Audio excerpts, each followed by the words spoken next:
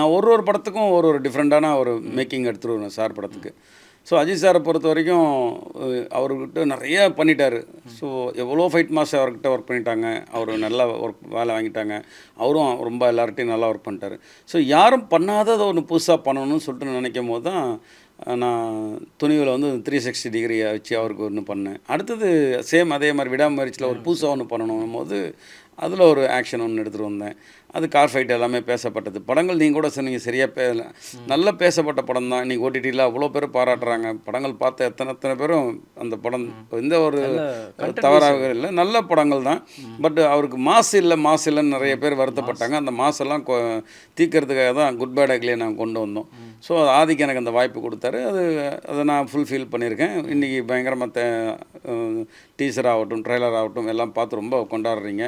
10ஆம் தேதி உங்கள் கூட உட்காந்து நானும் தேட்டரில் என்ஜாய் பண்ணணும்னு ஆசையாக இருக்குது. மிக விரைவில் இன்னும் அடுத்தடுத்த படங்கள் நான் பண்ணும்போது புதுசு புதுசாக சில விஷயங்கள் அவருக்காக நான் பண்ண ஆசைப்பட்றேன். அதுதான் என்னோடய வெற்றி.